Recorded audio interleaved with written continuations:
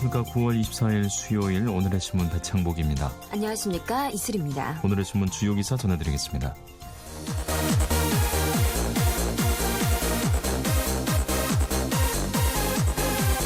박근혜 대통령은 22일 저녁 미국 뉴욕에서 반기문 유엔 사무총장을 만나 남북 대화의 필요성을 강조했습니다. 어제 인천 아시안게임에서 한국 배드민턴 남자단체, 펜싱 여자 사부르 남자 에페단체, 유도 남자단체 대표팀이 금메달을 따냈고 박태환은 자유형 400m 결선에서 동메달을 차지했습니다. 국가채무에서 지방정부 채무를 뺀 중앙정부 채무가 사상 처음으로 500조 원을 넘어섰습니다. 미국이 현지 시간 22일 아랍 동맹국들과 공동으로 시리아 내 이슬람 순위파 극단주의 무장 세력 이슬람 국가 IS에 대한 공습을 시작했습니다. 이상 오늘의 주요 뉴스였습니다.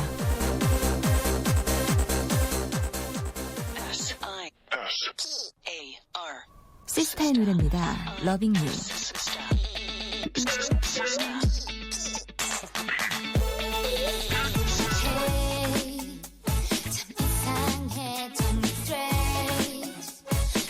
적 없었는데 널 볼 때마다 다 두근두근 떨리는 게 내 messy face 혼자 막 상상을 해 나 표정 관리 안 돼 미칠 것 같아 또 네가 보고 싶었어 I wanna see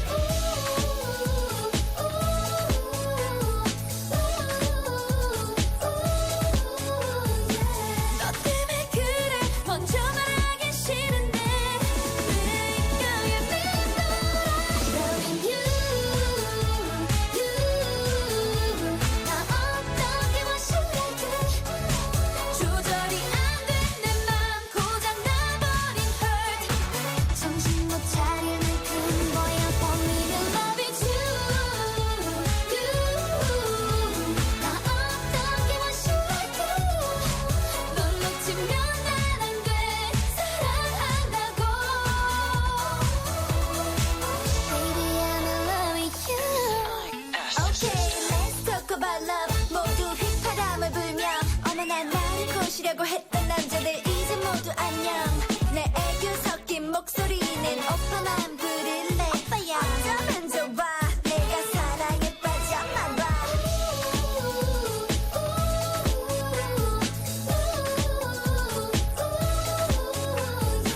너 때문에 그래 먼저 말하기 싫은데 내 인격에 맴돌아 Loving you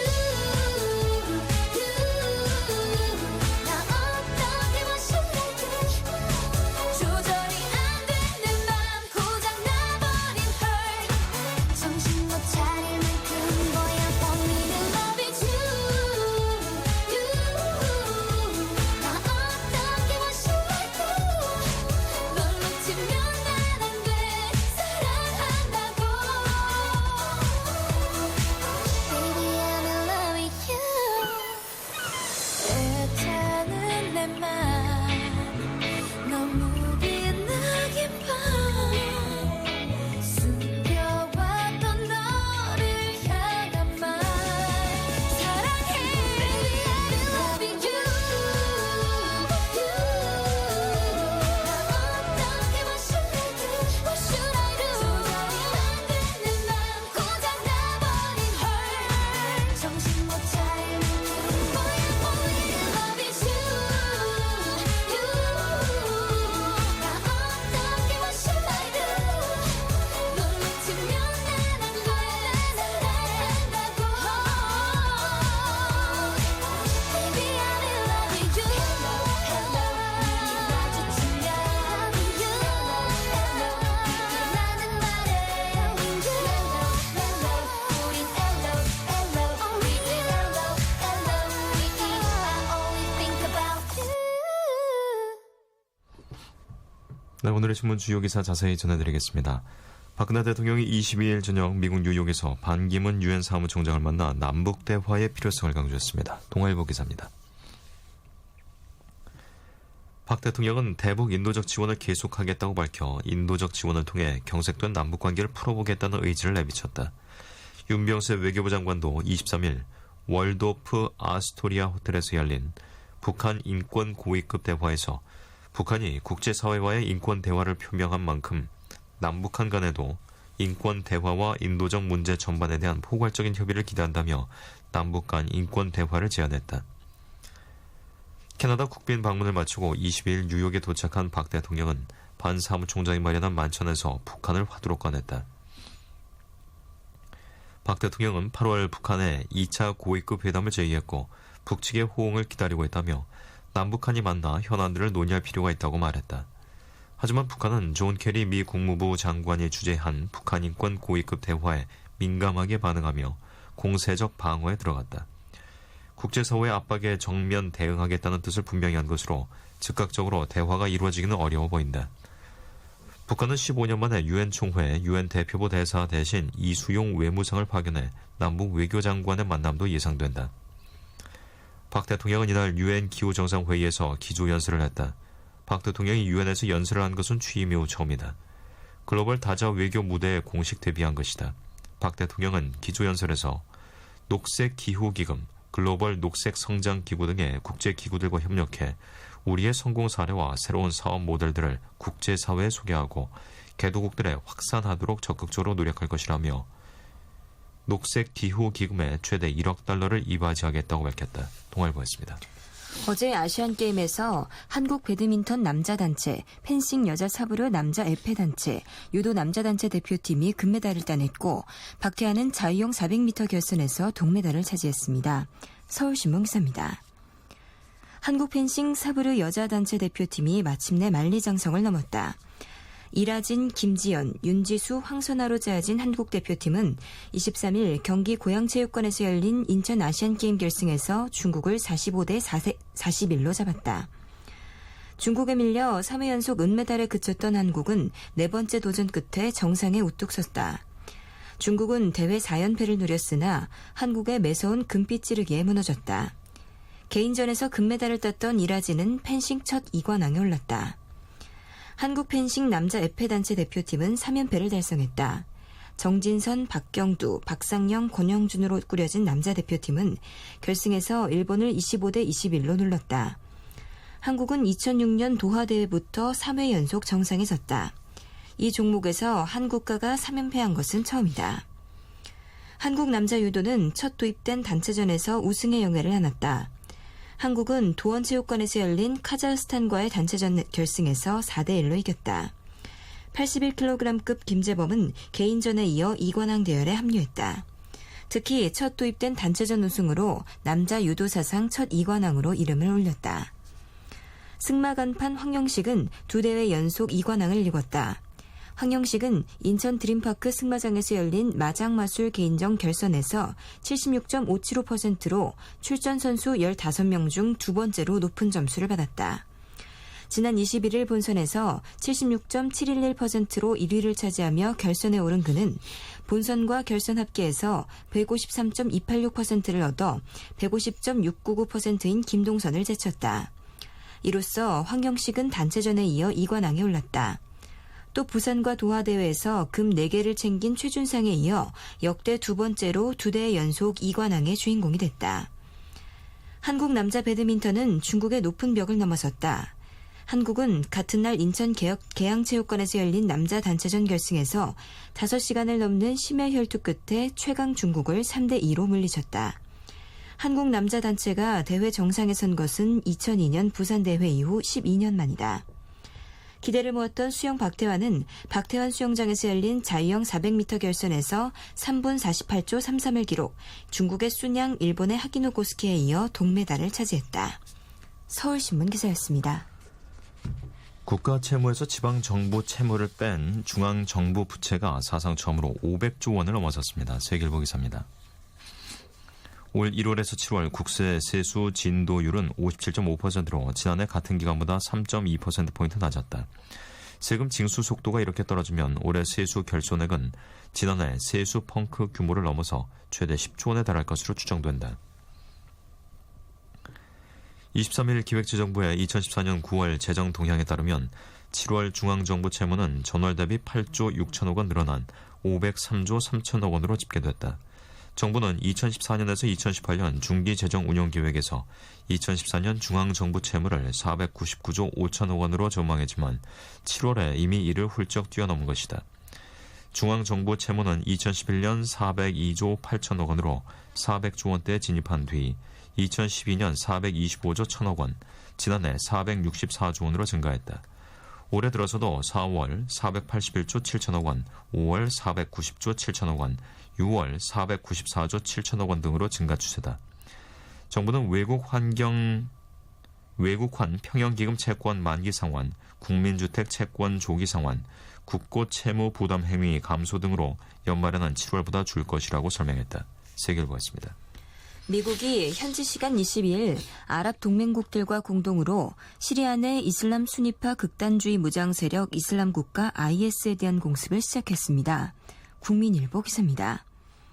이에 따라 IS를 상대로 한 미군의 공습작전 범위는 이라크와 시리아 2개국으로 확대됐다. 이와 별도로 미국은 오사마 빈 라덴의 측근이 주도하는 것으로 알려진 호라산 그룹의 근거지도 단독으로 공습했다.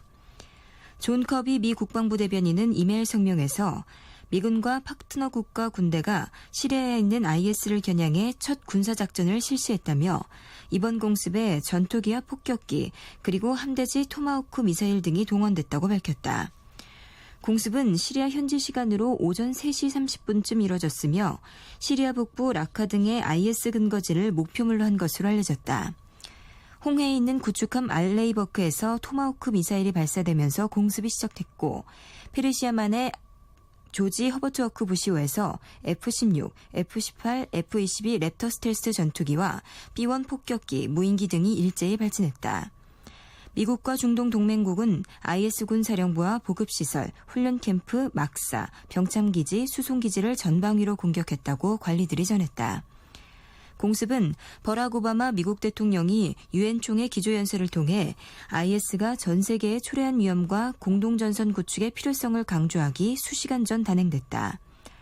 오바마 대통령은 23일 오전 백악관 기자회견에서 사우디아라비아와 요르단, 아랍에미리트, 바레인, 카타르 등 5개국이 공습에 동참했다며 미국, 중동 전 세계의 안전을 지키기 위한 중대한 시간이 될 것이라고 말했다. 시리아 인권관측소는 이날 공습으로 IS 대원 70명 이상이 숨졌다고 말했다. 국민일보 기사였습니다. 최헌의 노래 듣겠습니다. 가을비 우산 속.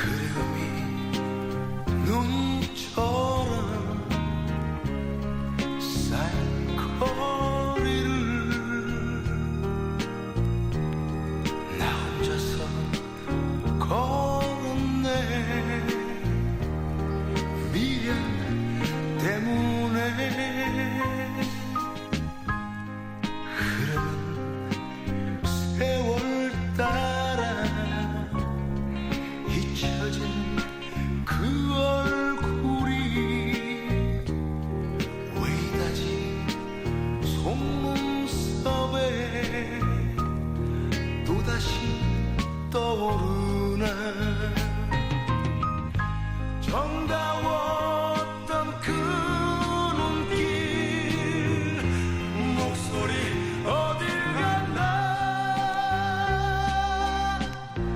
아픈 가슴 달래며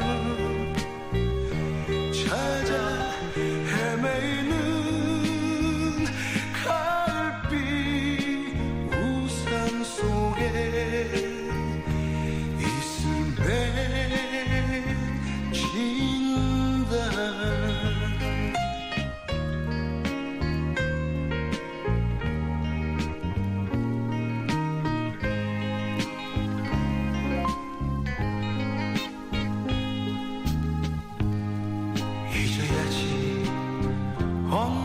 언젠가는 세월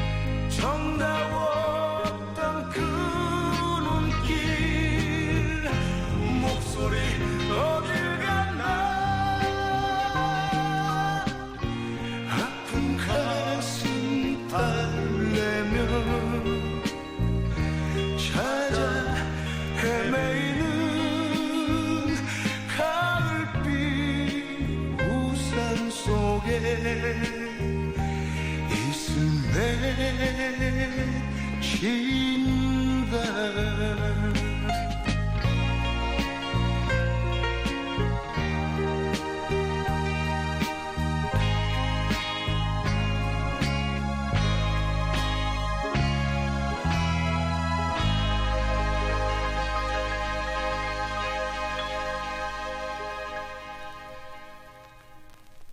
네, 다음은 아시안게임 소식입니다. 한국 남자 유도가 23일 인천 도원체육관에서 열린 2014 인천 아시안게임 유도 단체전 카자흐스탄과의 결승에서 4대1 완승을 거두고 금메달을 차지했습니다. 한겨레 신문입니다. 23일 남자 유도 단체전 결승에 김재범이 다시 등장했다. 앞서 이번 대회 한국 남자 유도의 유일한 금메달을 안겼고 지난 광저우 대회에 이어서 아시안게임 2연패를 달성한 그다. 올해 대회에 유도 단체전이 도입되자 이번에는 아시안게임 역사상 첫 유도 2관왕 달성에 나선 것이다. 첫 금메달을 딴 뒤 이미 그랜드 슬램을 달성했지만 여기에 만족하지 않고 더 높이 올라가고 싶다고 말했다. 한국 남자 유도가 23일 인천 도원체육관에서 열린 2014 인천 아시안게임 유도 단체전 카자흐스탄과의 결승에서 4대1 완승을 거두며 금메달을 차지했다. 1대1로 맞선 세 번째 경기에 나선 81kg급 김재범의 활약이 빛났다. 김재범은 경기 내내 방어적인 자세를 보인 아제이즈 칼카마놀리를 상대로 압도적인 경기력을 과시하며 우세승으로 승부의 추를 가져왔다. 한국은 네 번째 선수로 나선 이규원이 3분 39초 만에 왼팔 업어치기 한 판으로 짜릿한 금메달을 확정한 뒤 마지막 경기에서 김성민이 경기 시작 42초 만에 다시 한번 밧다리 후리기로 한판승을 따내면서 화끈한 마무리를 장식했다. 김재범은 이날 금메달을 추가하며 대회 2관왕을 차지했다. 김재범은 8강전부터 유효 하나, 절반 둘, 한판 둘을 기록하며 아시아에 더는 적수가 없다는 사실을 확인시켰다. 김재범은 이렇게 좋은 결과를 얻게 되려고 그렇게 힘들게 유도를 시작했던 것 같다고 말했다. 유도 단체전은 세계선수권 등 일부 대회에서 이미 시행하고 있지만 아시안게임에서는 이번에 첫 선을 보였다. 5체급 선수들이 각각 맞붙어 3체급 이상 이기는 팀이 승리하는 방식이다. 스포츠 정신을 기반으로 한쪽이 앞선 3경기를 모두 이겨도 5경기를 모두 치르는 특별한 방식을 택하고 있다. 단체전은 남자 개인 7체급 가운데 60kg 이하급과 100kg 이상급을 빼고 최대 중량을 90kg 이상급으로 낮춰 5체급 경기를 치른다. 이날 경기에서는 0대1로 뒤지던 결승 두 번째 경기에서 수세에 몰렸던 방귀만이 업어 넘기어뜨리기 절반을 따내자 경기장 주변의 팀 동료들이 환호하며 격려하는 모습으로 단체전의 묘미를 제대로 보여주었다. 이날 한국 여자 유도 대표팀이 단체전 결승에서 일본에 4대1로 패하면서 남녀 동반 우승은 좌절됐다. 한국 유도는 금 5개, 은 2개, 동 8개 등 메달 15개를 따내며 이번 대회를 마감했다. 한겨레 신문이었습니다. 한국 펜싱 금맥이 터졌습니다. 개인전 6개 종목에서 4개의 금메달을 가져온 한국 펜싱은 단체전이 시작된 23일 여자 사브르와 남자 에페에서 금메달을 추가했습니다. 경향신문 기사입니다. 김지연, 이라진, 황선아, 윤지수로 구성된 한국 여자 사브르 대표팀은 경기 고양체육관에서 열린 대회 결승에서 숙적 중국을 상대로 45대 41의 극적인 역전승을 거두고 시상대 가장 높은 곳에 섰다. 아시안게임 펜싱에 여자 사브르 종목이 도입된 2002년 부산대회 때부터 2010년 광저우 대회 때까지 한 번도 단체전 정상을 놓치지 않은 중국의 독주를 막아선 금메달이었다. 이어 열린 남자 에페 단체전에서는 정진선, 박경두, 박상현, 권영준으로 짜인 대표팀이 일본을 25대 21로 꺾고 금메달을 목에 걸었다. 1986년 서울과 1990년 베이징 대회에서 2연패에 이어 2006년 도하와 2010년 광저우까지 2연패를 기록했던 한국은 1974년 펜싱이 아시안게임 정식 종목으로 채택된 이후 남자 에페 단체전에서 첫 3연패의 위협을 달성했다. 한국 펜싱은 이번 대회에서 지난 광저우 대회 이상의 성적으로 종합 우승을 목표로 내걸었다. 남녀 12개 금메달이 걸린 펜싱에서 이미 6개의 금메달을 쓸어 담았다. 정진선과 이라지는 2관왕의 주인공이 됐다. 대표팀이 남은 4개 종목에서 2개 이상의 금메달을 떼내면 역대 최고 성적을 거두게 된다. 한국은 24일 여자 플레레 단체, 남자 사브르 단체전과 25일 여자 에페 단체, 남자 플레레 단체전을 남겨두고 있다. 오한근 대한펜싱협회 사무국장은 남은 4종목에서 모두 금메달을 기대할 만하다라며 여자 플레레와 남자 사브르는 우리 전력이 압도적이다. 남자 플레레는 중국과 대등하고 여자 에페는 중국이 조금 강세지만 지금 분위기라면 해볼 만하다고 말했다. 아시안게임 무대에서 매번 중국에 막혀 3회 연속 은메달에 머물렀던 여자 사브르는 이날 짜릿한 역전 승부를 연출하면서 3전 4기 끝에 금메달을 품에 안았다. 남자 에페 단체는 세계 최정상을 확인하는 자리였다. 프랑스, 스위스와 함께 세계 3강으로 꼽히는 한국은 2006년 도하와 2010년 광저우 대회에 이어 아시안게임 첫 3연패라는 대업을 달성했다. 지난 20일 남자 에페 개인전 결승에서 정진선에게 패해 은메달에 머문 박경두는 믹스트존에서 결국 눈물을 터뜨렸다. 그는 한쪽 가슴에 단체전 우승을 담고 있었기 때문에 개인전 때 지고 나서 나올 뻔한 눈물을 참았다. 단체전에서 금메달을 따고 원 없이 울고 싶었다며 눈물을 훔쳤다. 경향신문 기사였습니다. 한국 사이클의 전설 조호성 선수가 아시안게임 은메달로 27년 현역 생활의 대미를 장식했습니다. 한국일보 기사입니다. 조호성은 23일 인천국제벨로드롬에서 열린 사이클 남자 옴니엄 경기에서 중간 선두를 달리다가 마지막 경기 40km 포인트 레이스에서 일본의 하시모토 에이야에게 통안의 역전을 허용해 2위로 밀려 은메달을 획득했다.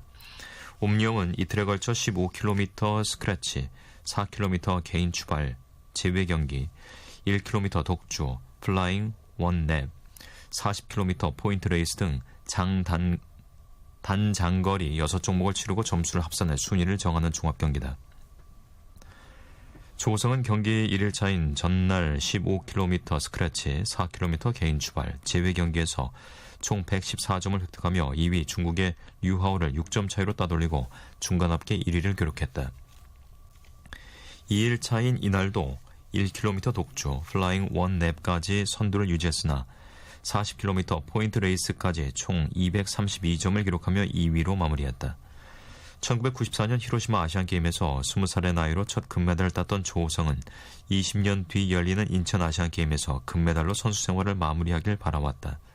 비록 금메달을 따지는 못했지만 부록을 넘긴 나이에도 태극마크를 달고 트랙을 역주하는 모습에 벨로드롬을 찾은 팬들과 관계자는 뜨거운 박수를 보냈다.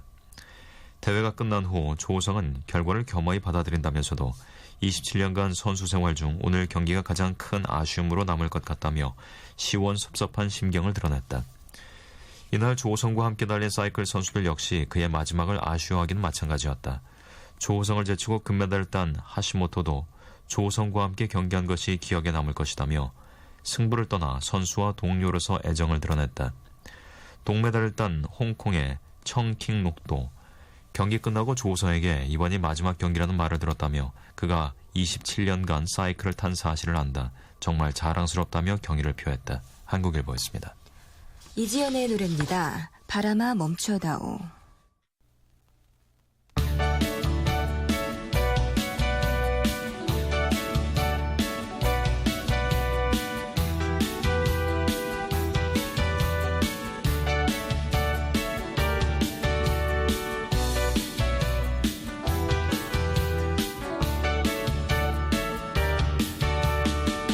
해가 뜨면 찾아올까 바람 불면 떠날 사람인데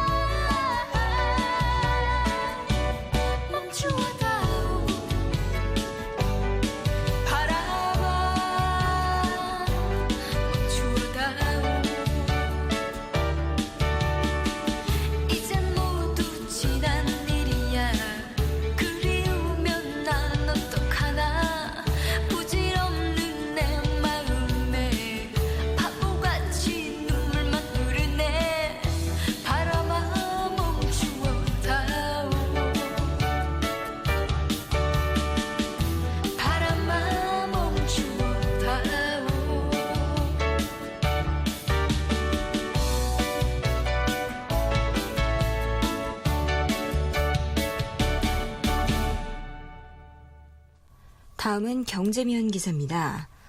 다음 달 1일 시행되는 단말기 유통구조 개선법으로 반값 통신비를 실현할 수 있다는 분석이 나왔습니다. 한겨레 신문 기사입니다. 단통법 시행으로 예상되는 단말기 가격 인하와 통신사들의 마케팅비 절감폭 등을 고려할 때 가계통신비를 대폭 낮출 수 있다는 것이다. 단통법은 혼탁해진 이동통신 유통시장을 개선해 이용자 차별을 없애면서 편익을 높이자는 취지로 제정됐다. 단말기 보조금 지급 내용 및 경로를 투명하게 해 기형적으로 돼 있는 유통구조를 바로잡는 게 뼈대다. 한연배 아주대 교수는 23일 국회에서 새정치민주연합 문병호, 우상호, 최현식 의원 공동주관으로 열린 단통법과 가계통신비 토론회 발제를 통해 단말기 가격 및 통신사 수익구조 등으로 볼 때 단통법을 통한 반값 통신비 실현이 가능하다고 밝혔다. 그는 지금의 이동통신 시장을 보면 고가폰과 고가요금제 중심이고 단말기 가격이 턱없이 높다며 또한 시장이 과점 상태인데도 이통사들의 영업비 비중이 매출의 25에서 34%에 이를 정도로 지나치게 높다고 설명했다.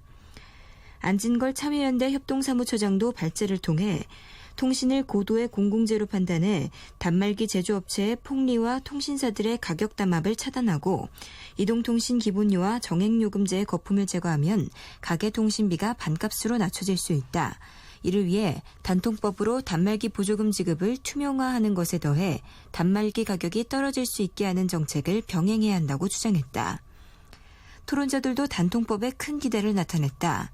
이용구 전국소비자협동조합 이사는 단말기 공동구매 활성화 등을 통한 단말기 가격 거품 제거, 마케팅비 절감폭만큼의 요금 인하 등을 통해 반값 통신비 실현이 가능하다고 말했다.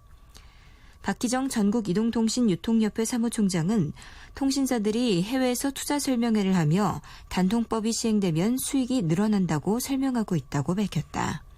한겨레 신문 기사였습니다.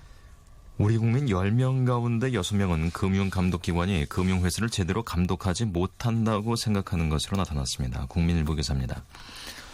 또 절반 이상이 금융감독기관의 소비자 보호 노력을 부정적으로 평가했다. 올해 초 카드사 개인정보 유출에 이어 KB 사태 처리 과정에서 갈팡질팡하는 모습을 보인 금융감독기관에 대한 부정적인 인식이 반영된 결과로 풀이된다. 한국금융연구원은 한국갤럽에 의뢰해 지난 8월 28일부터 9월 4일 전국 성인 1000명을 대상으로 설문조사를 실시한 결과 우리나라 금융신뢰지수는 89.5점을 기록했다고 23일 밝혔다. 지수가 100보다 크면 긍정적인 답변이 많고 100보다 작으면 부정적인 답변이 많다는 의미다. 금융감독기관이 금융회사에 대한 감독을 효과적으로 하고 있다고 생각하느냐는 질문에 전혀 그렇지 않다와 별로 그렇지 않다 등 부정적인 의견이 63.2%였고 긍정적인 의견은 거의 없었다. 금융감독기관의 감독 효율성에 대한 신뢰지수는 61.3점으로 금융에 대한 신뢰를 구성하는 9개 항목 중 최하위를 기록했다. 금융감독기관의 소비자 보호 노력에 대한 질문에서는 부정적 응답이 많아 신뢰지수는 74.3점으로 하위권에 머물렀다. 기술 금융 확대 등 정부 금융정책의 적절성에 대해서는 응답자의 50%가 부정적으로 답했고 긍정적인 답변은 15.2%에 불과해 신뢰지수는 76.1점을 기록했다. 특히 30대에서 50대에서 소득이 많을수록 학력이 높을수록 금융에 대한 불신이 높았다. 이번 설문조사는 유무선 RDD 방식으로 이루어졌고 95% 신뢰 수준의 오차 범위는 플러스 마이너스 3.02%포인트다. 국민일보였습니다. 2009년 이후 늘고 있는 한국의 대독일 무역수지 적자폭이 올해 최대 수준을 기록할 것으로 보입니다. 경향신문 기사입니다. 국내에서 경유차 인기가 높아지면서 디젤 엔진의 특장을 가진 독일산 자동차 수입이 급증한 데 따른 것이다.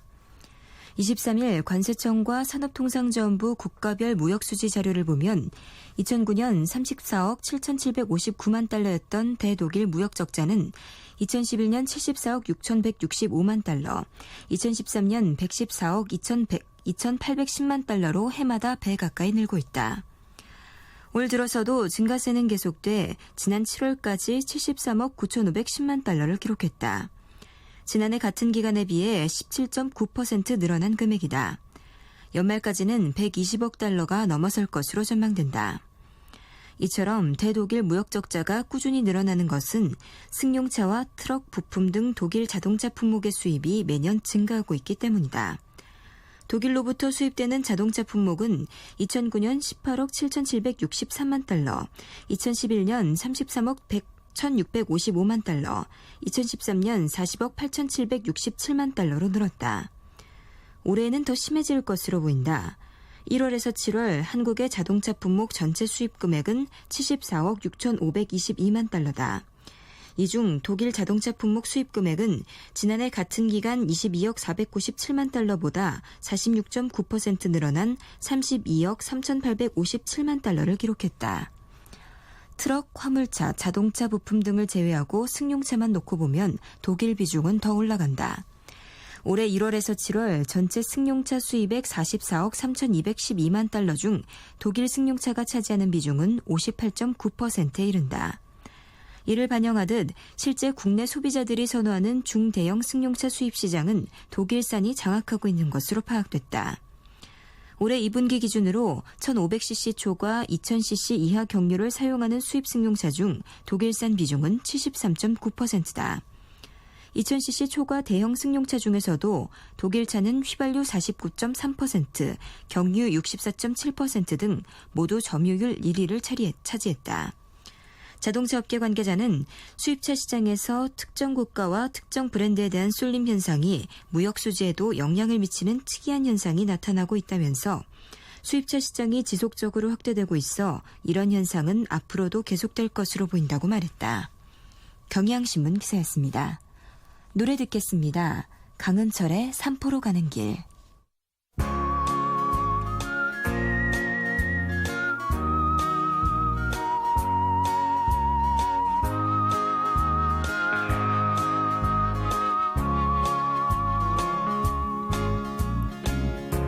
바람 부는 저 들길 끝에는 삼포로 가는 길이 있겠지. 굽이굽이 산길 걷다 보면 한 발 두 발 한숨만 나오네.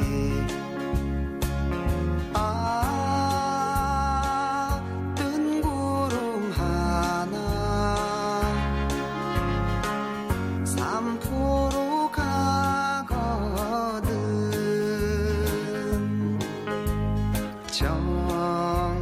정든님 소식 좀 전해주렴. 나도 따라 삼포로 간다고.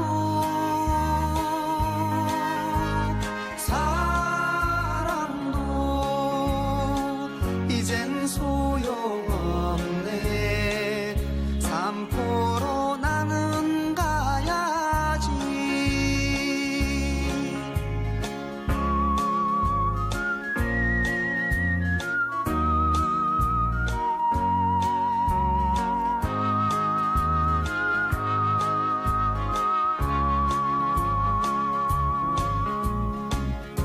저 산마루 쉬어가는 길소나 내 사연 전해 듣겠소. 정든 고향 떠난 지 오래고 내님은 소식도 몰라요.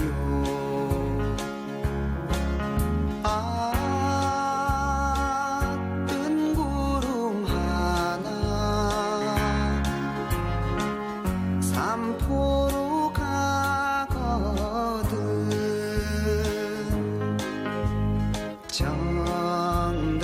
정든님 소식 좀 전해주렴. 나도 따라 삼포로 간다고. 사랑도 이젠 소용없네. 삼포로 나는 가야지.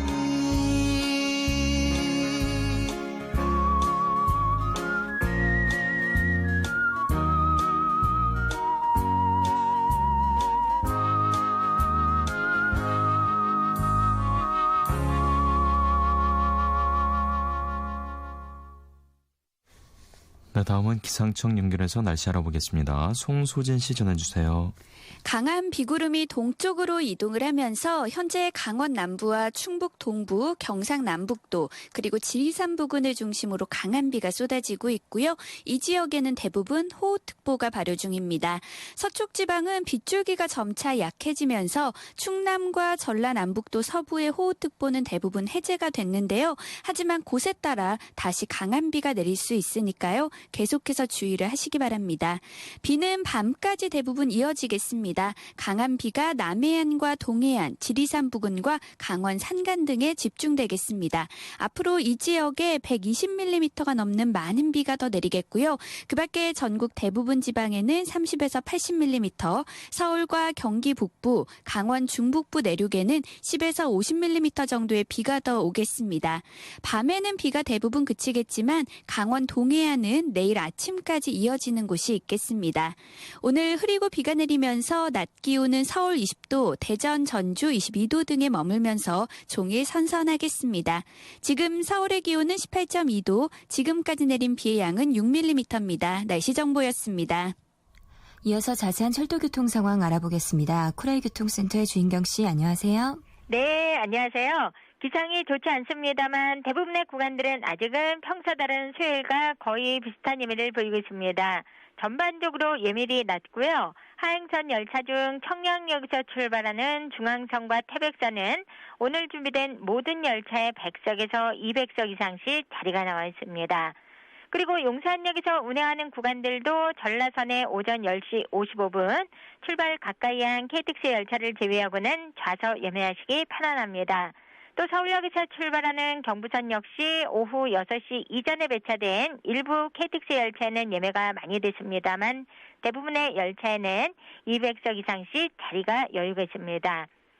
오늘 준비된 상행선 열차도 주중답게 예밀이 낮습니다. 이렇다 보니까 오늘 지방에서 올라오는 열차 역시 부산역이나 목포역에서 오후 2시에서 4시 때 운행하는 각각 한두 편의 열차를 제외하고 좌석 구하시기 편안할 것으로 짐작이 됩니다.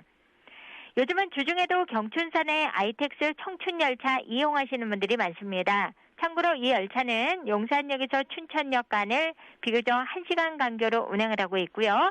좌석 번호를 지정해서 운행하는 준고속열차입니다.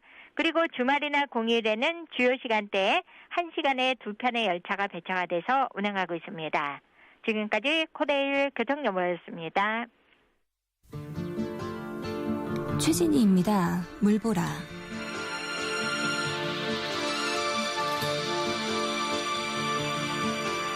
난 그대 눈을 보면서 꿈을 알았죠. 그 눈물 속에 흐르는 나를 보았죠. 우리 이대로 길을 떠나요. 내 삶을 위해 주어진 모든 시간을 늘 그대에게 바치려 하고 있어요. 우리 이대로 길을 떠나요.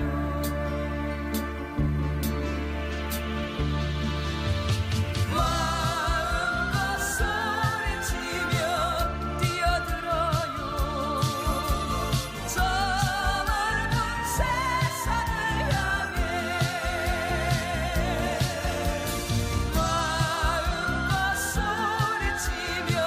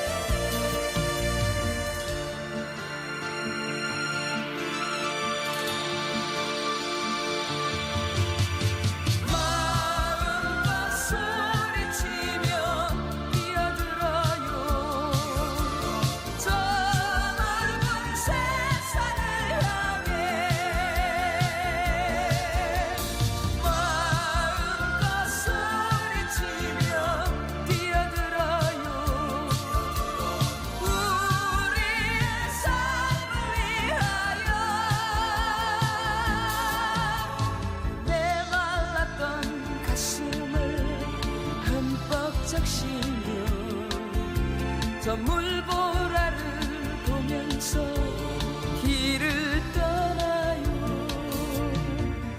우리 이대로 길을 떠나요.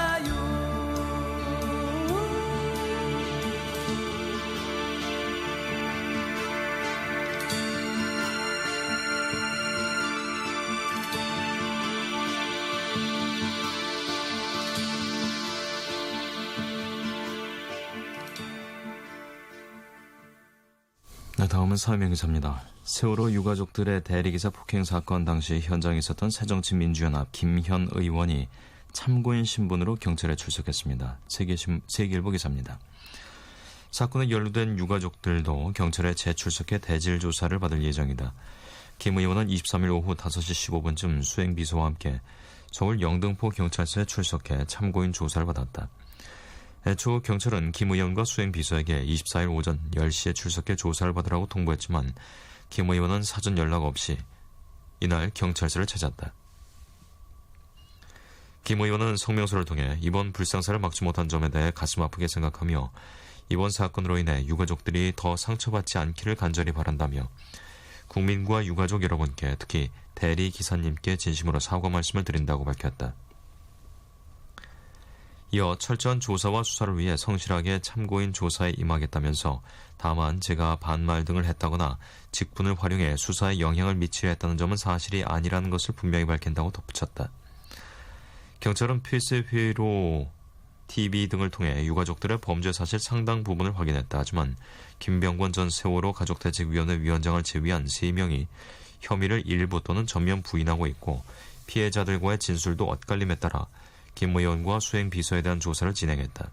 김 의원은 경찰 조사에서 현장에 함께 있었던 것은 맞지만 등을 돌린 채 대화하던 상황이어서 폭행 장면을 보진 못했다고 진술했다. 경찰은 김 전 위원장과 김형기 전 수석 부위원장, 한상철 전 대외협력분과 부위원장, 이용기 전 장례지원분과 간사 등 유가족 4명을 25일 오후 1시 추가로 불러 신고자와 목격자 등 3명과 대질 조사를 벌인 뒤 구속영장 신청 여부를 검토할 방침이다. 경찰은 김 전 수석 부위원장이 신고자 한 명에게 맞아 넘어져 치아가 부러지고 자신은 정당 방위를 한 것뿐이라고 주장을 하고 있어 이 부분을 집중 조사할 계획이다. 앞서 김 전 위원장 등 유가족 5명은 지난 17일 새벽 영등포구 여의도의 한 식당에서 술을 마신 뒤 대리기사 이모 씨와 행인 김모 씨 등 2명을 때린 혐의로 지난 19일 불구속 입건됐다. 세계일보였습니다. 송광용 전 청와대 교육문화수석의 사퇴를 둘러싼 의문이 수그러들지 않고 있습니다. 경향신문 기사입니다. 송 전 수석은 서울교대 총장 재직 시절 1+3 유학제도를 교육부 장관의 인가 없이 운영한 혐의를 받고 있다. 서울교대에 위법한 사업에 학교 운영 책임자로서 법적 책임이 있다는 것으로 뇌물수수 등 개인 비리와 성격이 다르다. 서울교대는 1+3 유학제도를 2010, 2011년에만 운영해 입건된 다른 학교에 비해 죄질도 비교적 가볍다.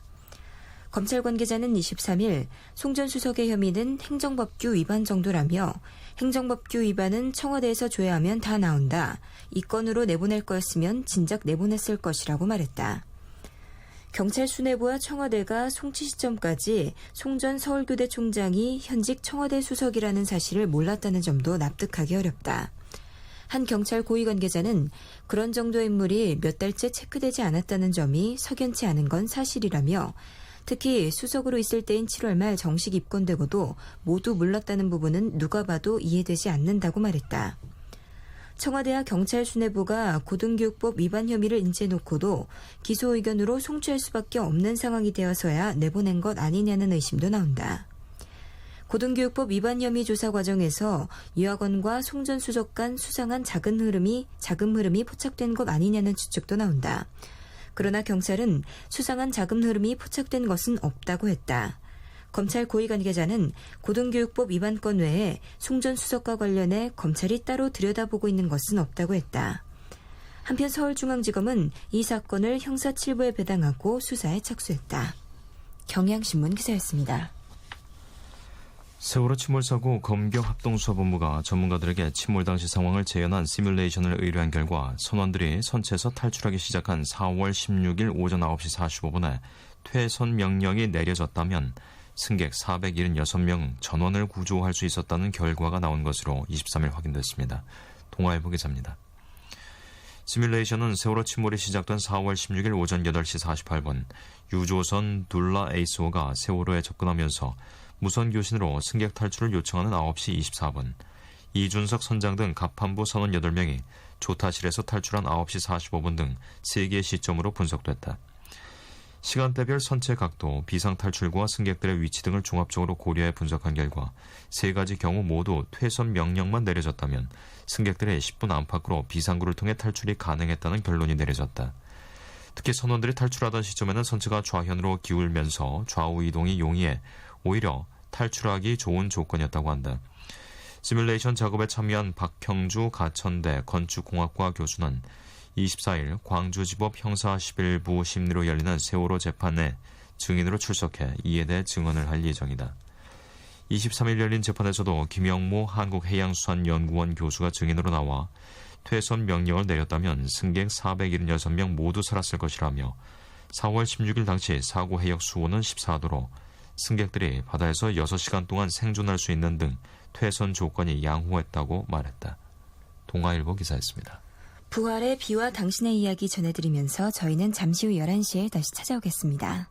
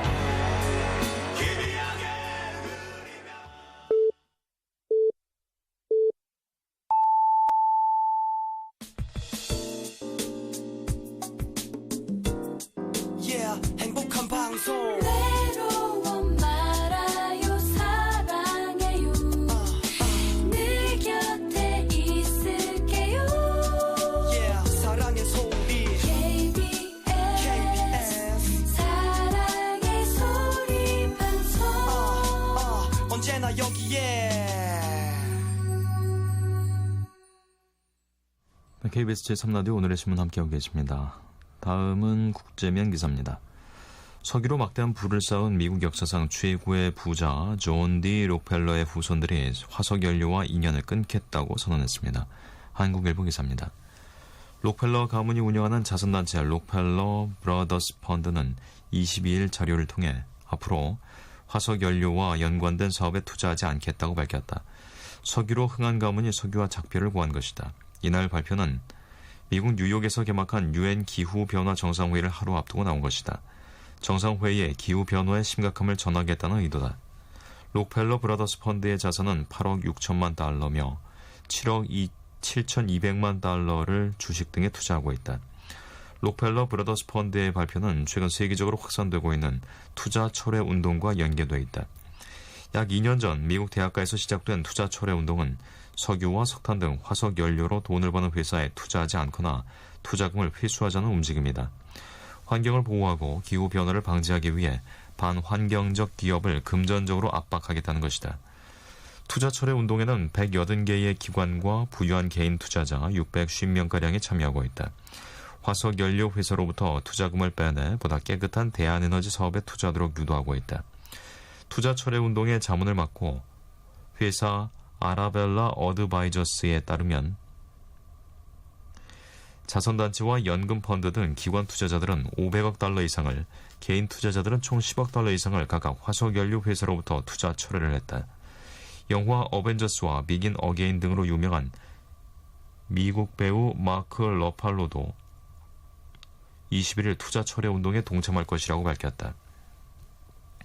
투자 철회 운동을 이끄는 월러스 글로벌 펀드의 엘렌 도르시 이사는 이 운동은 이제 막 주류로 떠오르고 있다고 평가했다. 하지만 사회 운동형 투자라고 해야 할 투자 철회 운동의 파급 효과에 대해서는 회의적인 시각이 지배적이다. 화석 연료를 둘러싼 방대한 자본과 막대한 현금의 흐름 때문에 즉각적인 영향력을 행사할 수 없다는 것이다. 운동의 성과도 엇갈린다. 가장 많은 기부금을 받고 있는 미국 하버드 대학은 학생들과 외부 단체의 압박에도 투자 철회를 거부하고 있다. 드류 길핀 파우스트 하버드 총장은 320억 27억 달러의 기부금이 사회적 정치적 변화를 유발해야 할 도구는 아니다라고 주장했다. 반면 스탠퍼드 대학은 석탄 산업에 투자된 돈을 회수할 것이라고 발표했다. 예일 대학도 온실가스 배출 감소에 나서지 않는 기업에 대한 투자를 피하도록 할 방침이다. 한국일보였습니다. 시진핑 중국 국가주석이 강공 건설을 내세워 인민해방군의 지휘 체계를 적어나고 지도부 인사를 단행하는 식으로 군권 강화에 나섰다는 관측이 제기됐습니다. 서울신문 기자입니다. 중앙군사위원회 주석을 겸하는 시 주석은 지난 22일 베이징 징시호텔에서 전군 참모장 회의에 참가한 군 대표단을 만나 당의 지휘를 따르고 잘 싸울 수 있는 새로운 형태의 신군사령 기관 건설을 위해 반드시 노력해야 한다고 말했다고 관영 신화통신이 23일 보도했다. 새로운 형태의 군사령기관 건설이란 중국 인민해방군의 지도부인 중앙군사위원회에 군사작전을 총지휘하는 합동작전 지휘센터를 신설하겠다는 의미로 해석된다. 중화권 매체 더웨이는 이와 관련 당 중앙군사위에 합참격인 연합작전 지휘센터를 설립하고 각 군군의 6회공 미사일 부대가 이 연합작전 지휘부의 명령에 따르도록 하는 것이라고 설명했다. 매체는 지난해 11월 중국이 동중국해에 일방적으로 방공식별구역을 설치하면서 이 일대를 관할하는 난징공군의 6회공 미사일 부대를 통합하는 동해 연합작전 지휘센터를 설립한 바 있다고 덧붙였다. 서울신문 기사였습니다. 서해상에서 조업 중이던 중국 어선 한 척이 북한 측에 납포된 사실이 뒤늦게 중국 언론에 공개됐습니다. 세계일보 기사입니다. 베이징 유력지 신경보는 23일 인터넷판을 통해 지난 12일 오후 10시쯤 자국 어선 한 척이 불법 조업 혐의로 북한 측에 납포돼 억류됐다고 보도했다. 신문은 선원들이 5일 뒤인 17일 풀려났으나 북한 측이 벌금으로 25만 위안을 요구해 배는 아직도 억류돼 있다고 전했다. 풀려난 선원들 몸에 구타당한 흔적이 있는 데다 중국 외교부가 정식으로 북한 측에 항의한 것으로 알려져 이번 사건으로 북중 간 외교 분쟁이 발생할 가능성도 제기되고 있다. 북한 측에 납부된 랴오와위 55090호는 지난 6일 선원 6명을 태우고 랴오닝성 다롄항을 출발해 서해에서 조업 중이었다. 신경부는 선주인 장시카이가 지난 14일 조선 해경이라 칭하는 인물로부터 조선 해역을 불법으로 침입해 조업하다 선원과 선박이 모두 억류됐으나 25만 위안의 벌금을 내면 풀어주겠다는 내용의 전화를 받았다고 전했다. 이후 지난 17일 밤 선원 6명은 풀려났지만 몸에는 구타당한 흔적이 있고 주머니의 돈은 모두 빼앗긴 상태였다고 신문은 덧붙였다. 장시카이는 북한 측이 중국 해역에서 정상 조업하던 선원들을 강제로 납치해 북한 해역으로 끌고 간 것 같다고 주장했다. 신경부는 이날 오전 중국 외교부에 확인해 외교부도 이 사건을 인지하고 북한 주재 중국 대사관에 통보했다고 전했다. 북한 주재 중국 대사관 관계자는 어젯밤에 어선 억류 사건에 대해 북한 외무성이 항의했다고 말했다. 이와 관련 화추닝 중국 외교부 대변인은 이날 정례 브리핑에서 구체적인 상황은 알지 못하고 있어 추가 확인이 필요하다고만 밝혔다. 세계일보였습니다. 21세기 들어 가장 중요한 과학적 발견으로 평가받은 3월 미국 바이셉2 연구진의 발견이 초기 우주 급행창으로 생긴 원시 중력파의 흔적이 아닐 수 있다는 분석 결과가 발표됐습니다. 동아일보 기사입니다. 별과 별 사이 넓은 공간에 희박하게 존재하는 우주먼지에 의한 산란 효과일 가능성도 크다는 것이다. 유럽 우주기구의 플랑크 위성연구진은 22일 과학학술지 천문학 천체물리학에 이 같은 주장을 담은 논문을 발표했다. 3월 미국 하버드 스미스소니언 천체물리센터는 남극에 설치한 전자파 망원경인 바이셉2로 우주 전체를 가득 채운 전자기파의 일종인 우주 배경 복사의 편광 상태를 분석해 초기 우주 급행창의 흔적인 원시 중력파의 패턴을 발견했다고 발표했다. 당시 이 발견은 천체 물리학계의 주류 이론이긴 하지만 직접적 증거가 없었던 우주 급행창 이론을 뒷받침한다는 점에서 노벨 물리학상은 떼어놓은 당상이라는 평가를 받을 정도였다. 하지만 발표 직후부터 미국 프리스턴대 이론물리학연구소 폴 스타인하트 교수와 유럽의 플랑크 위성연구진은 해당 평광 패턴이 우주먼지에 의한 산란 효과일 가능성을 배제했다는 문제를 제기했고 이번 논문은 이를 구체적으로 뒷받침한 것이다. 논문은 바이셉2가 관측한 하늘에 우주먼지가 충분히 있었다며 우리의 분석 결과는 하늘에서 먼지 발생이 가장 희박한 영역에도 깨끗한 창문은 없다는 것을 보여준다고 밝혔다. 그러나 플랑크 위성연구진은 바이셉2 연구진이 발견한 편광 패턴의 얼마만큼이 먼지 때문이고 얼마만큼이 중력파에 의한 것인지 알 수 없다면서 원시 중력파 흔적일 가능성도 열어뒀다. 이에 따라 플랑크 위성연구진과 바이셉2 연구진은 양측 관측 자료를 교환해가며 공동 분석에 나섰으며 그 결과는 올해 말 발표될 예정이다. 동아일보 기사였습니다. 미스 A가 부릅니다. 남자 없이 잘 살아. This is for all the independent ladies. Let's go. 나는 남자 없이 잘 살아. 헤어질 신이 없으면 내 곁에 오지를 마. 나는 함부로 날 아파라. 왜냐면 난 I don't need a man, I don't need a man. What? I don't need a man, I don't need a man. 진짜? I don't need a man, I don't need a man. 정말? I don't need a man, I don't need a man. 나는 남자 없이 잘 살아. 내 돈으로 방세 단내 먹고 싶은 거 사 먹고 옷도 사 입고 충분하진 않지만 만족할 줄 알아. 그래서 난 나를 사랑해.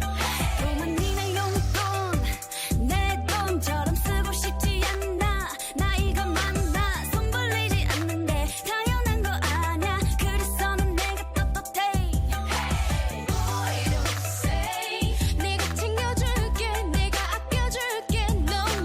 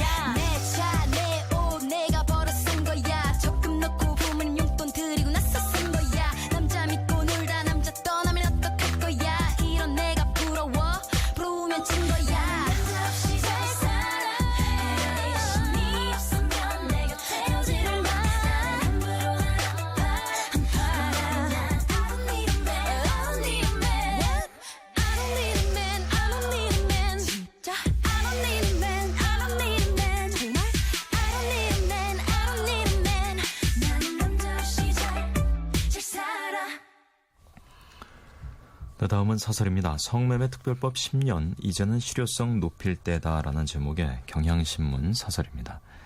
성매매 특별법이 어제로 시행 10년을 맞았다. 성매매 특별법은 성매매 알선 등 행위의 처벌에 관한 법률과 성매매 방지 및 피해자 보호 등에 관한 법률을 묶어서 일컫는 용어다. 2000년과 2002년 군산의 성매매 집결지에서 발생한 화재로 모두 19명의 성매매 여성이 숨진 사고가 특별법 제정의 계기가 됐다. 성매매 특별법의 최대 성과는 성을 사고 파는 일이 불법이며 범죄라는 인식을 사회적으로 확산시킨 데 있다고 본다. 성매매는 금전을 대가로 신체에 대한 자기 결정권을 포기하도록 한다는 점에서 법이 금지하는 장기 매매와 본질적으로 다르지 않다. 더욱이 은밀한 공간에서 이루어진 만큼 폭력 행위 등 또 다른 인권 유린을 수반할 우려가 크다. 헌법재판소는 2012년 성매매 제공되는 사실을 알면서도 토지나 건물을 제공하는 행위를 금지한 성매매 특별법 조항에 대한 헌법 소원에서 합헌 결정을 내린 바 있다. 헌재는 위계, 위력, 인신매매 등을 통해 이루어진 성매매는 피해자의 인격권 및 신체의 자유를 침해하며 강요되지 않은 성매매 또한 성을 상품함으로써 성판매자의 인격적 자율성을 침해할 수 있다고 밝혔다. 강요 여부를 불문하고 성매매를 금지하는 것은 정당하다는 게 헌재 판단이다. 그럼에도 성매매 특별법을 무력화하려는 시도가 끊이지 않는 것은 유감스러운 일이다. 특별법 시행 이후 집결지는 줄었지만 변종 성매매업소와 인터넷 성매매는 오히려 늘었다는 풍선 효과론이 대표적이다. 이 논리는 과연 타당할까? 정부의 단속 실적부터 살펴볼 필요가 있다. 성매매 관련 범죄의 적발 건수는 2009년 7만여 명까지 급증했다가 이후 감소해 최근 2만 명 간파까지 줄었다고 한다. 음지의 성산업은 번창하는데 성매매 사범이 감소한다는 것은 당국의 법 집행 의지가 미약하기 때문일 가능성이 크다. 결국 중요한 것은 성매매 특별법의 실효성을 높이려는 노력이다. 성매매 업주와 성매수자에 대한 단속 처벌을 강화하는 일이 최우선이다. 지금은 적발이 되더라도 기소유예나 약식 기소되는 경우가 많은데 정식 재판 청구를 원칙으로 해야 한다. 적발된 업주가 벌금 낸 뒤 장소만 옮겨 영업하는 일이 없도록 불법 수익의 몰수, 추징에도 적극 나서야 할 것이다. 또한 성매매 피해 여성들을 위한 교육, 주거, 의료, 직업훈련 지원을 강화해야 이들이 성산업의 착취구조에서 빠져나올 수 있도록 도와야 한다. 남성 중심의 그릇된 성문화에 대한 사회적인 인식 변화가 뒷받침돼야 함은 물론이다. 경향신문이었습니다. 다음은 보조금 축내는 세금 도둑 관변협회 단체들 모두 쓸어내야 라는 제목의 조선일보 사설입니다. 감사원은 20일 한국경제교육협회가 정부 보조금 36억 원을 횡령하는 것을 방치한 기획재정부 공무원 3명을 징계할 것을 요구했다.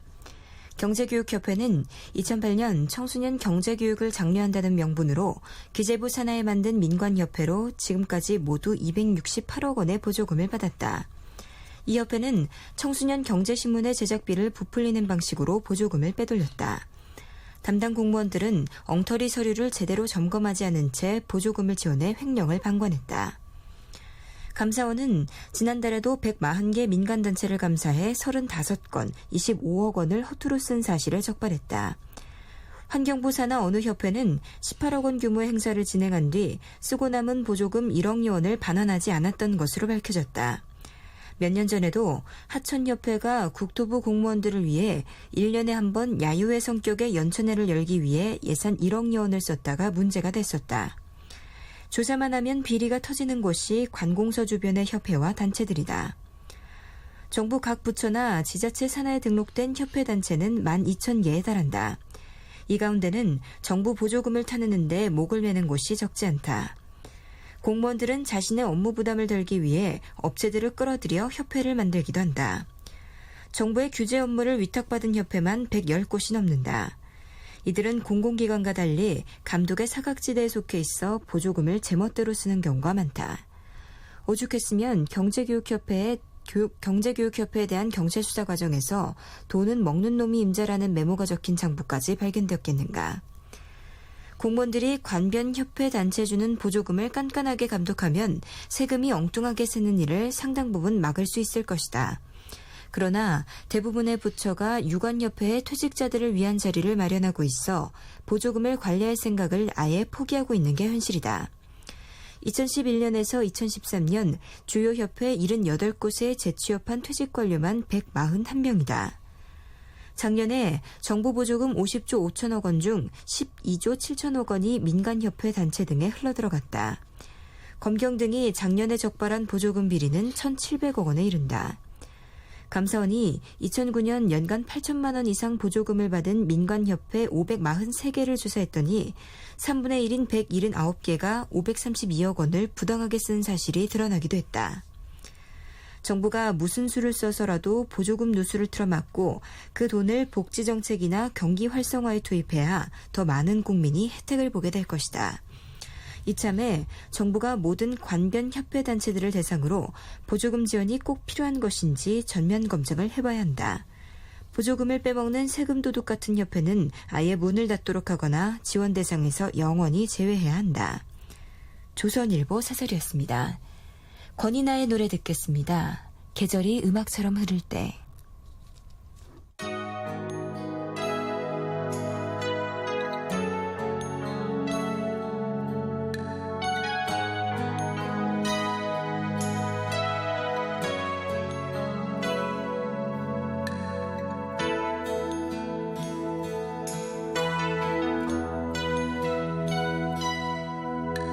너의 말없는 눈빛과 거리에 젖어드는 어둠 사랑하면서도 항상 외로워하듯 햇볕 따스해도 늘 추워만 했던 우린 정말 오랜 시간을 함께했지.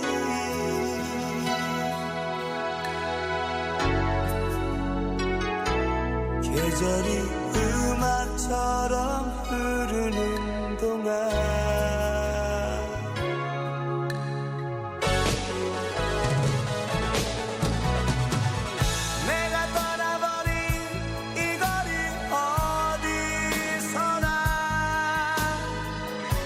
가슴은 여미도록 아팠어. 두 번 다시 볼 수 없는 너를 생각하며 흐른 눈물 감출 수 없어.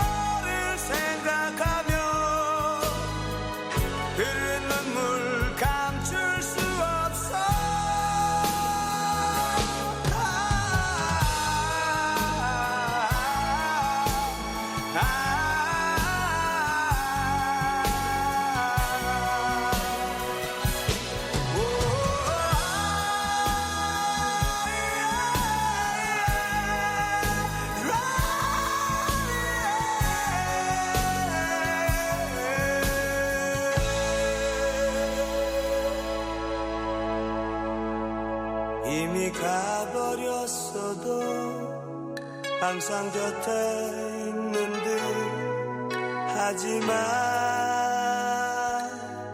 이제 안녕.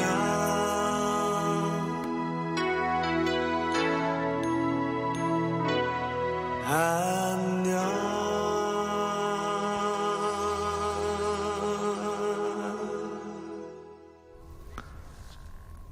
다음 소식입니다. 한국 양궁이 금메달 관역을 향해 순조롭게 출발했습니다. 한국일보 기사입니다. 한국 양궁 리커브와 컴파운드 남녀 대표팀은 23일 인천 계양 아시아드 양궁장에서 열린 퀄리파잉 라운드에서 출전 선수 전원이 상위권에 이름을 올렸다. 비올림픽 종목인 컴파운드 남녀 대표팀은 단체전에서 모두 1위를 기록했다.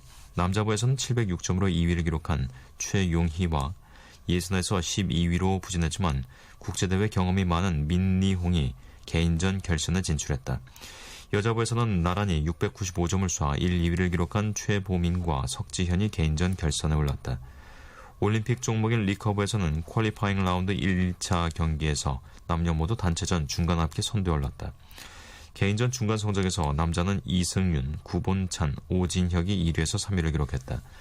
여자는 정다소미가 683점으로 1위, 장혜진과 이트경이 각각 4, 5위에 올랐다. 리커브 퀄리파잉 라운드 최종일 경기는 24일 오전 10시에 열린다. 우슈 남자 산타 70kg급 유상훈은 준결승에서 사자드 아빠시아미르를 2대1로 꺾고 결승에 진출했다. 남자 60kg의 강영식과 여자 52kg급의 김혜빈은 결승 진출에 실패 동메달을 확정지었다. 여자 수영의 박한별은 배영 50m에서 28초 3위로 자신이 지난 7월 세운 종전 한국 기록을 깨뜨렸으나 4위로 메달 획득에는 실패했다. 여자 배구는 인천 송림체육관에서 열린 조별리그 A조 2차전에서 태국을 3대0으로 눌러 2연승을 달렸다. 에이스 김연경이 22점으로 경기 최다 득점을 올렸다. 남자 하키는 선악하키장에서 열린 A조 2차전에서 일본을 4대0으로 완파해 역시 2연승을 기록했다. 한국은 23일 현재 금 19, 은 19, 동 21개로 종합 2위를 유지했다. 한국일보였습니다. 가을 태풍 풍엉에 인천 아시안게임 종목들의 희비가 갈리고 있습니다. 세계일보 기사입니다. 23일 일찌감치 소멸하긴 했지만 열대 저기압의 영향으로 24일 오후 3시까지 인천 지역에 최대 초속 14m의 강풍을 동반한 많은 비가 내릴 것으로 보이기 때문이다. 실외에서 경기하는 아시안게임 종목은 사이클, 양궁, 크리켓, 축구, 요트 등이다. 이 가운데 사이클 트랙 종목은 비가 오면 경기를 취소한다. 도로 경기와 달리 트랙 경기는 미끄러운 바닥에서 겨루다가 선수들이 넘어져 불의의 사고가 발생할 수 있고 부상 위험도 크기 때문이다. 양궁은 오천에 관계없이 경기를 진행한다. 관역이 보이지 않을 정도로 폭우가 쏟아지거나 강풍이 불면 잠시 경기를 중단했다가 재개한다. 하지만 강한 비바람으로 이변의 가능성이 커지기 때문에 정상급의 실력을 보유한 한국 대표팀에 불리한 요소로 작용할 수 있다. 반면 이번 태풍이 요트 대표팀의 메달 레이스에는 순풍이 될 것으로 보인다. 요트 대표팀의 쌍도마차 하지민과 이태훈이 센 바람에 강한 면모를 보이고 있어서다. 최고의 기술을 앞세워 강한 바람에 유리한 두 선수는 대회가 열리는 왕산 요트 경기장의 약한 바람이 오히려 걱정거리였다. 약한 바람에서는 기술보다 체중과 체력 등 다른 변수가 승부에 영향을 미치지만 바람이 강하면 기술이 뛰어난 선수가 우승할 확률이 더 높아진다. 요트 대회 첫날인 24일 강한 바람 속에서 두 선수가 기선을 제압한다면 앞으로 경기를 치를 다른 선수들의 사기도 북돋을 수 있다. 김우현 요트 대표팀 감독은 주도권 싸움이 중요하다. 첫날 경기에서 잘하면 이후 경기도 잘 풀릴 수 있다며 기대감을 드러냈다. 축구와 하키는 비가 와도 경기가 열리지만 야구는 비로 취소될 경우 예비일과 휴식일에 치러진다. 24일 오후 6시 30분 대만과 맞붙는 야구 대표팀의 경기가 비로 취소되면 해당 경기는 휴식일인 26일로 미뤄진다. 크리켓도 비가 오면 경기를 진행하지 않는다. 상황에 따라 최소 세트인 5오버까지만 경기를 치른 뒤 승부를 가르고 최후의 수단으로 동전 던지기를 통해 순위를 결정하기도 한다. 아시안게임 조직위원회는 비가 오면 종목별 국제규정과 관례에 따라 경기를 운영할 계획이라고 밝혔다. 세계일보 기사였습니다. 이명주가 부릅니다. 보고 싶어요.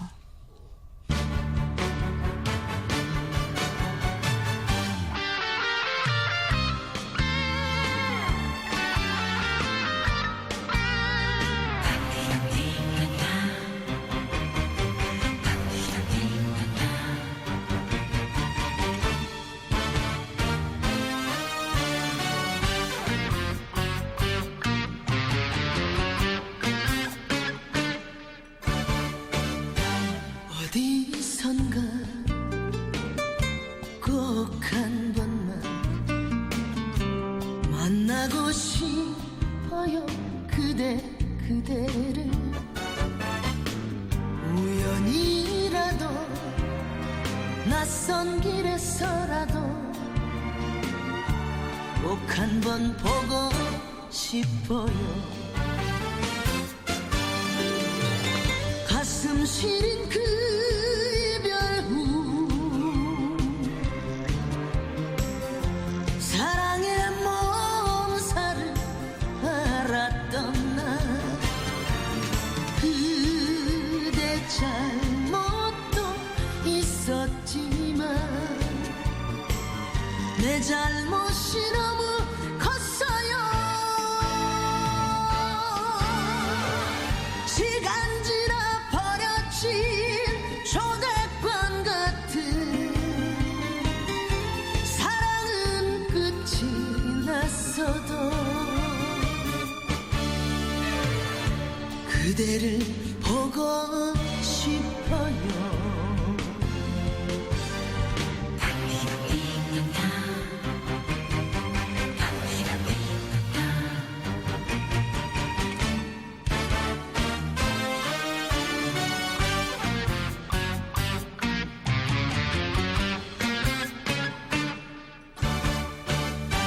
어디선가 다시 한 번만 만나고 싶어요. 그대를 어디서라도 먼 발치에서라도 꼭 한 번 보고 싶어요. 가슴 시린 그 이별 후 사랑의 몸살을 알았던 날 그대 잘못도 있었지만 내 잘못이 너무 컸어요. 이에 젖어 떨어진 포스터 같은 사랑은 끝이 났어도 꼭 한 번 보고 싶어요.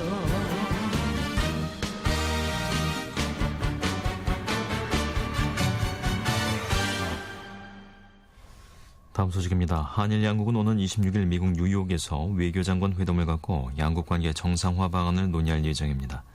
경향신문 기사입니다. 뉴욕에서 열리고 있는 유엔 총회에 참석 중인 윤병세 외교부 장관과 기시다 후미오 일본 외상은 총회 일정이 모두 끝난 뒤인 26일 오후 현지에서 양자 회담을 갖기로 했다고 양국 정부 소식통이 22일 밝혔다. 지난달 미얀마에서 열린 아세안 지역 안보 포럼에서 외교장관 회담을 가졌던 양국이 한 달 반 만에 다시 장관급 회담을 갖게 된 것은 최근 가속화되고 있는 양국 관계 개선 분위기를 반영하는 것이다. 특히 이번 회담은 아베 신조 일본 총리가 박근혜 대통령에게 친서를 보내 올가을 한일 정상회담을 정식으로 제안한 직후에 열리는 것이어서 이 문제가 집중적으로 논의될 것으로 보인다. 이에 따라 11월 베이징에서 열리는 아시아 태평양 경제협력체 정상회의에서 양국 정부 출범 이후 처음으로 한일 정상회담이 열릴 가능성은 더욱 높아졌다. 한일 정상회담 개최가 가시화됨에 따라 정부는 한일 간 위안부 문제 협의에서도 성과를 거둬야 한다는 부담을 안게 됐다. 정부는 당초 일본군 위안부 문제 등 과거사에 대한 일본 정부의 진정성 있는 조치가 있어야 양국 관계 진전이 이루어질 수 있다는 입장을 고수해왔으나 최근 한반도 정세 변화를 감안해 과거사 문제와 정치 안보 문제를 분리 대응하는 쪽으로 전략을 수정했다. 양국 장관은 이번 회담에서 위안부 문제도 협의할 것으로 보인다. 그러나 최근 일본 아사히 신문의 과거 위안부 관련 기사 취소 사태 이후 일본 내에서 위안부 동원의 강제성을 부정하려는 움직임이 노골화되고 있어 양국 관계 개선에 나서려는 정부를 곤혹스럽게 만들고 있다. 경향신문이었습니다. 앞으로 인터넷 쇼핑몰에 가입할 때 이름과 주민등록번호 등 7가지 개인정보를 넣지 않아도 됩니다. 중앙일보 기사입니다. 구매할 때 주소 정도의 정보만을 써놓으면 될 것으로 보인다. 사실상 회원가입 절차가 사라진 셈이다. 공정거래위원회는 개인정보 최소 수집의 원칙을 강화하고 온라인 쇼핑몰 이용자의 개인정보 피해를 예방하기 위해 전자상거래 표준약관을 개정했다고 23일 밝혔다. 온라인상의 판매업자인 포털사이트, 백화점, 홈쇼핑, 오픈마켓, 소셜커머스 등이 대상이다. 쇼핑몰 사업자는 고객이 회원으로 가입할 때 성명, 주민등록번호, 주소, 전화번호, 희망 아이디, 비밀번호, 이메일 등 7가지 개인정보를 원칙적으로 요구할 수 없다. 다만 구매 단계에서 주소 정도의 정보만을 요구할 수 있고 아이핀 공인인증서처럼 법령에 따라 개인정보를 취급할 수 있는 본인 확인 기관을 통해서만 개인식별과 중복가입을 확인할 수 있다. 또 개인정보를 수집했지만 알리지 않은 목적으로 해당 정보를 이용할 경우 그 목적에 대해 추후 동의를 받아야 한다. 이용자가 동의를 거절할 때 제한되는 서비스도 구체적으로 명시해야 한다. 공정위 황원철 약관심사과장은 인터넷 쇼핑몰의 개인정보 수집이 줄어들어 개인정보 유출 가능성이 낮아질 것이라며 사업자의 시스템 개선이 이루어지는 데 시간이 필요해 실제 고객이 체감하기에는 다소 시일이 걸릴 수 있다고 설명했다. 중앙일보 기사였습니다. 통계청은 2013년 사망 원인 통계에서 지난해 자살 사망자 수는 14,427명, 자살률은 28.5명이라고 밝혔습니다. 동아일보 기사입니다. 36분당 1명, 하루 40명. 지난해 한국인의 자살 사망자 수다. 어려운 경제 환경, 불안한 노후와 과도한 경쟁 등을 이겨내기 힘들어 스스로 목숨을 끊는 사람들이 늘면서 한국 사회의 근심이 커지고 있다. 통계청은 2013년 사망 원인 통계에서 지난해 자살 사망자 수가 14,427명, 자살률은 28.5명이라고 밝혔다. 자살률은 2012년 조사 때에 비해서 0.4명이 늘었고 10년 전인 2003년보다 5.9명 늘었다.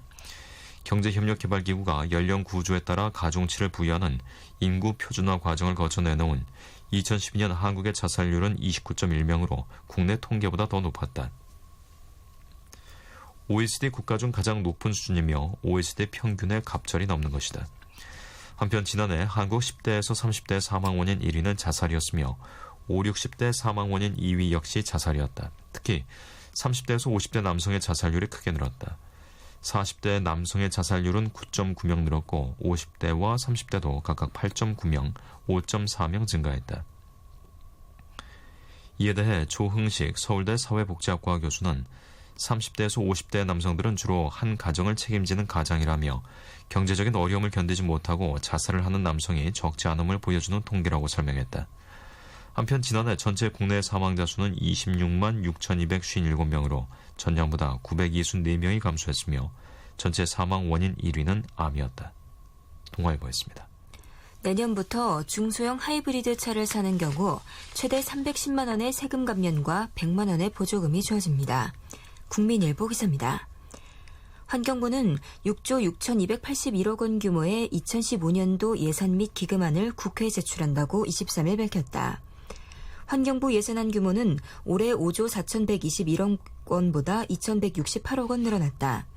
기금 규모는 576억 원 증가한 9,992억 원이 편성됐다.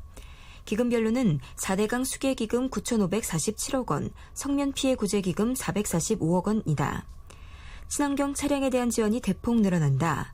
환경부는 소나타, K5, 프리우스 등 이산화탄소 배출량이 100g/km 이하 중소형 하이브리드 차를 구매하는 소비자에게 최대 310만 원의 세금 감면을 하는 것에 더해 100만 원의 보조금을 추가로 지급할 계획이다.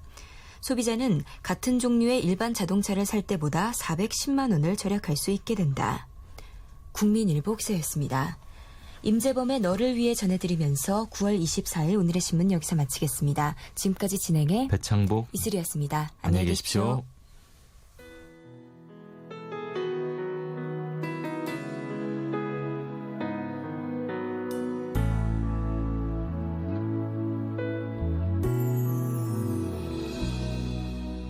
어쩜 우린 복잡한 인연에 서로 엉켜있는 사람인가 봐.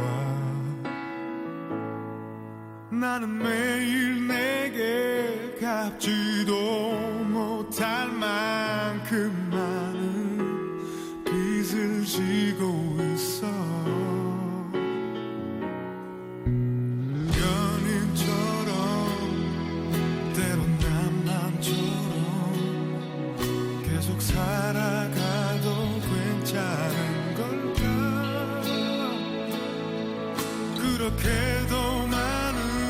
잘못과 잦은 이별에도 항상 거기 있는 너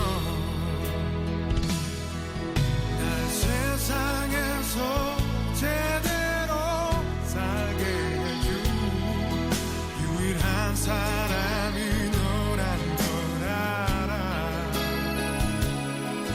나 후회 없이 살아가기 위해 너를 붙잡아야 할 텐데